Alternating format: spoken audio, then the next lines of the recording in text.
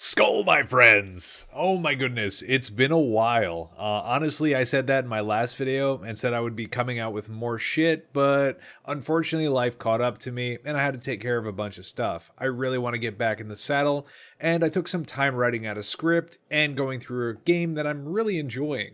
So I'm just going to jump right in and kind of go into a story and talk about it. So this is what I was ranting about a few days ago to one of my friends is I remember when I was in school and I was really young, and I would set my alarm a little earlier so I could run to the family computer in the morning before school, and I would be playing RuneScape or SimCity or something, and I would do this just to get a few extra minutes in before school, doing the same repetitive fucking tasks. And one thing I loved in RuneScape, which was smithing and mining, I would do that for so long, the same shit every day. It was like monotony. SimCity, I would literally sit there and manage a city. As a kid, I was always sitting there wondering as I, progressed in gaming. I kept picking these games that were like these management games or colony sims and stuff.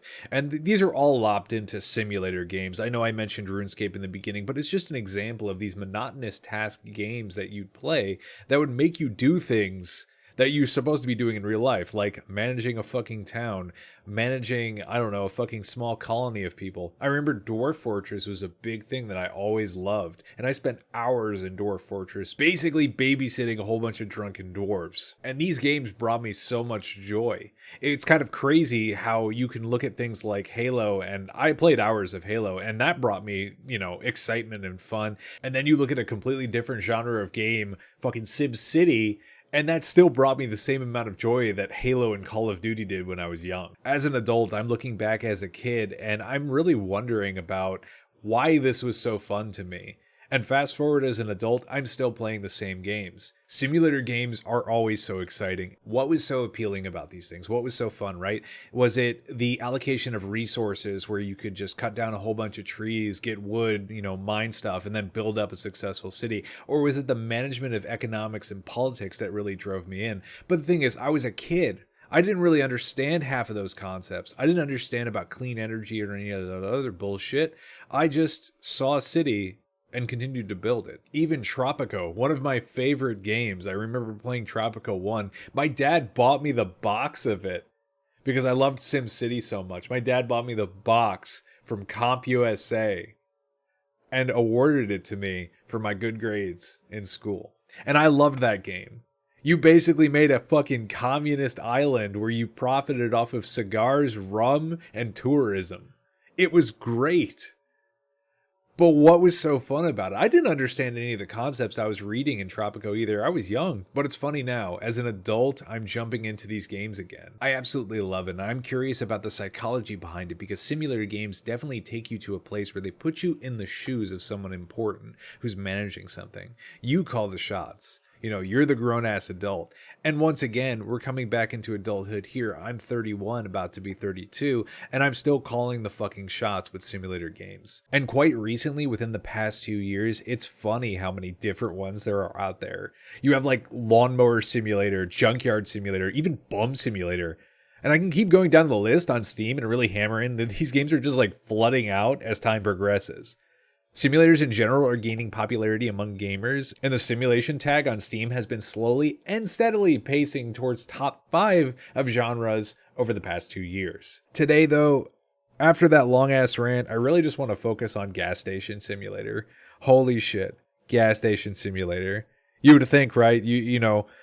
Man, is he going to be talking about Tropico 6?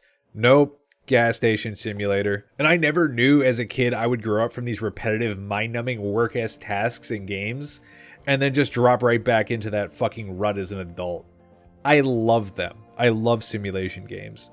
But I also hate fucking work. I hate doing work. Nothing is more fucking draining than having to literally do work inside a fucking video game. But here I am, playing a fucking game based on keeping a gas station afloat. Now you may be thinking, it's a fucking gas station. How fun is that? And let me tell you something, it's fucking exciting. I started out placing shelves for shit to sell in my little building while monitoring prices of goods to make a profit. And then I'd book it over to fill some dude's car with gas. And all that momentum of me bouncing back and forth, maintaining all of this, plus cleaning the floor and garbage, kept me alive and alert. I would start the game and dive right into making the most pristine shithole of a backwater 7-Eleven I could. My floors were clean, my shelves stocked, my bathrooms, you could eat off that toilet. And as the game progressed, I found myself needing, not wanting, needing to make a profit and make a more efficient station. As soon as that option unlocked to get a new employee, I sat for 15 minutes just deciding which labor I wanted to avoid. Was I gonna make my shitty lackey sweep the floor or do something more important like fix a car? That was something I had to decide on, but I ended up putting them on the register just so I could continue to bounce around and maintain everything else. Now I know what you're thinking. Those tasks, Solar, dude, if you did that shit in real life, you'd be fucking tired and worn out. But here I am 6 hours into a new fucking game and its content and atmosphere are just keeping me locked in. And this is the reality of the situation. Before I knew it, it was dark outside and I had kind of forgotten to do a shitload around the house. That's the thing. The atmosphere in this game just keeps you satisfied. Even though I've encountered a few bugs that are funny in the game, like this cop who just drove right into my store, it doesn't seem to break my immersion of the atmosphere. Yeah, sure, some of the buggy ass shit happens where cars go flying and stuff just ends up fucking haphazard and not working. The sounds are nice. The car honking is obnoxious but realistic. Everything is fucking covered in sand.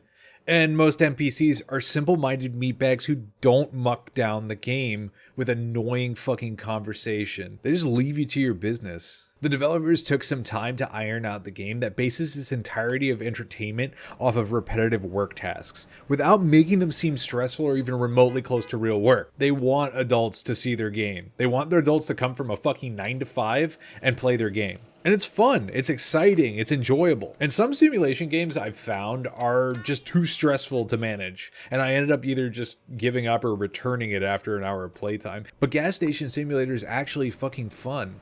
I know usually people do long reviews for like 30 minutes on a fucking product, but honestly, I don't need to rant on separate facets of the game. The graphics are nice, the sounds are nice, the gameplay is exciting and intuitive. What else is there really to say? The more and more I play this game and the more deep I get into its mechanics, I enjoy every bit of it. I kind of enjoy unpacking all of my shit into the warehouse. I enjoy managing what kind of goods I have on my shelves, and everything that you do in this game has that impact to your profit. It allows you to take the reins of their mechanics and really twist and turn it into what you need.